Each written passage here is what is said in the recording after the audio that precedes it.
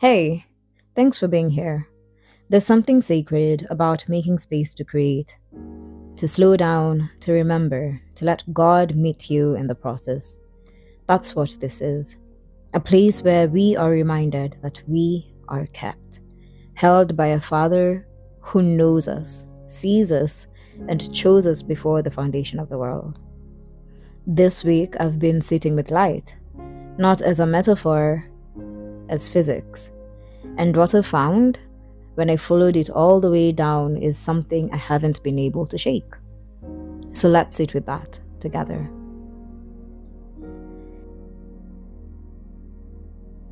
Let me tell you something about light.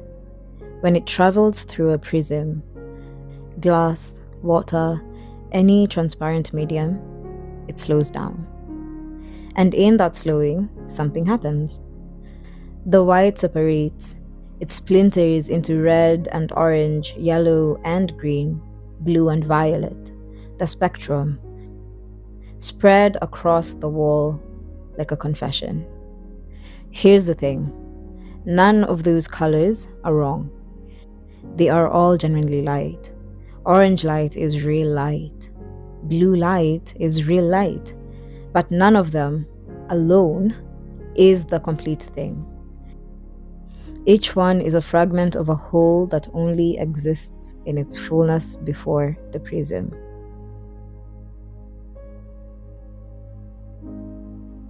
I want to talk about what happens to truth when it passes through the world. John chapter 1 opens in a place before time had a name. In the beginning was the Word, and the Word was with God, and the Word was God. He was in the beginning with God.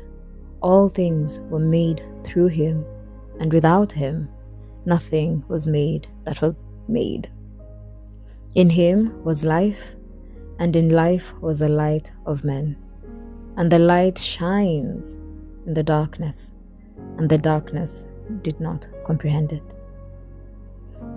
Everything that exists passed through him on its way into being. Science, mathematics, the physical laws that govern how light behaves. None of it exists outside of him.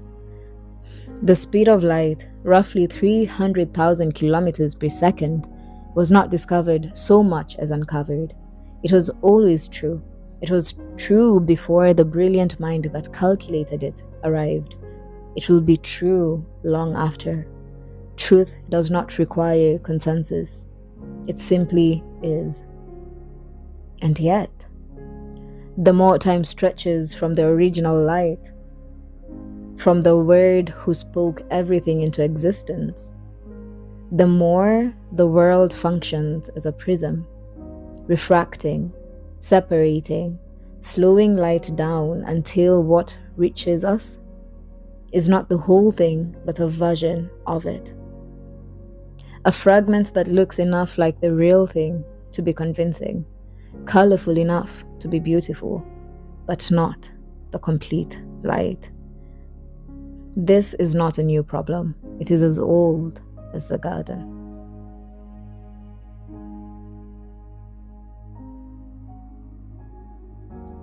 When Adam heard God walking in the garden, he hid, not because the light had stopped shining, but because the light was shining, and in its shining, it exposed something he was not ready to stand in. The mask, as it turns out, only works in the dark. In the full light, it becomes exactly what it is: a mask, a borrowed face, a performance of the real thing. So he hid, chose the shadow, traded the whole light for the comfortable dark where the questions don't reach, and the truth stays at a manageable distance. We have been making versions of that same choice ever since. The world does not extinguish the light. It cannot. The darkness, John says, did not comprehend it, did not overcome it, did not put it out, but it does scatter it. It passes truth through enough variables, enough different minds and ideologies and errors and agendas, until what remains is a truth that is partial, a wavelength, real enough to follow, not complete enough to save. And what I keep coming back to is this: partial truth is not neutral. A statement that is mostly true is not truth. Orange light is still light, yes.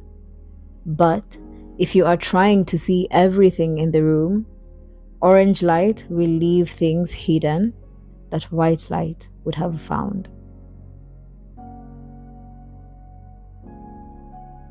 In John chapter 8, Jesus is in the treasury of the temple. He looks at the people around him and he says, "I am the light of the world. He who follows me shall not walk in darkness, but have the light of life." Not a light, not one among several valid options arranged along a spectrum. The light, the white light, the complete thing before the prism gets to it. And the claim is as sharp as it sounds, because he is not saying that other lights are worthless. He is saying that without him as the center, every other light you follow is a fragment, a refraction, true in part, incomplete in full. You can spend a lifetime in the blue and never know what you missed in the red, and neither of you will have seen the whole room. This is why teaching about God outside the lens of Christ produces sincere, sometimes beautiful, but ultimately fragmentary understanding. The Father does not become fully known except through the Son. John 14:6 reads, "I am the way, the truth, and the life. No one comes to the Father except through me."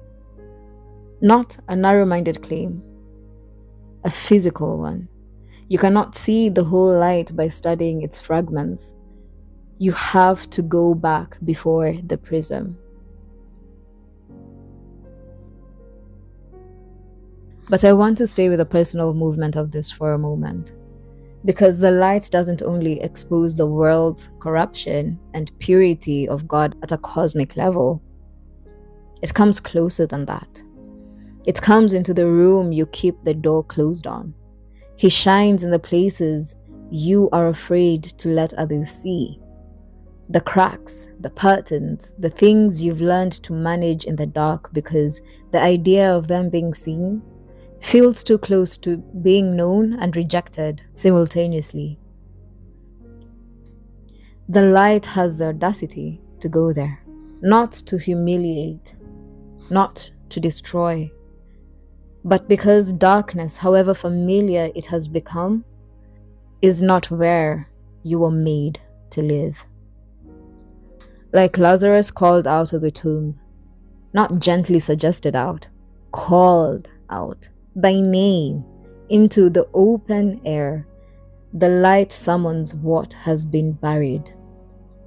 And we get to choose to come out blinking into the exposure, or to stay in the tomb, because at least in the tomb we know what to expect. Both Adam and Lazarus heard the voice. One hid deeper, one came out. The light doesn't change based on our response to it. It keeps shining with the same unflinching, unsentimental, generous intention to restore, to rebuild, to bring everything that was scattered back into wholeness, to bring the world back to the Father, where there is neither death nor corruption, and to bring you, specifically, personally, by name, back into the full knowledge of who you were before you learned to live in the fragments. We are living in a moment where the prism has never been more elaborate, the variables more numerous, the wavelengths more convincing in their partial beauty. It has never been easier to follow a fragment and call it the whole truth, to live in the orange and never suspect the white. But the light itself has not changed, has not dimmed, has not been overcome by the dark it keeps exposing. John chapter 1 says, "The light shines in the darkness," present tense. Now, still shining through every layer the world has added, still whole, still white, still the complete thing before the prism. And we get to choose. Every day, in the small and the large, we choose which light we are standing in. The comfortable dark, where truth is relative and the mask stays intact and nothing is asked of us? Or the full light, where everything is exposed, the grim and the glorious, and where the exposure is not the end of the story, but the beginning of the restoration. There is only one white light, and he said so himself. "I am the light of the world." I am still sitting with this, the question of which light I'm actually following on any given day. Whether I'm in the white or settled somewhere comfortable in the orange. That's not a question you answer once. It's one you keep coming back to. If something here stirred something, leave it in the comments. And if you want to go deeper with what we're building on Kept, there is a newsletter on Substack. The link is down below. However, without further ado, until next week, stay blessed and stay kept. Cheers.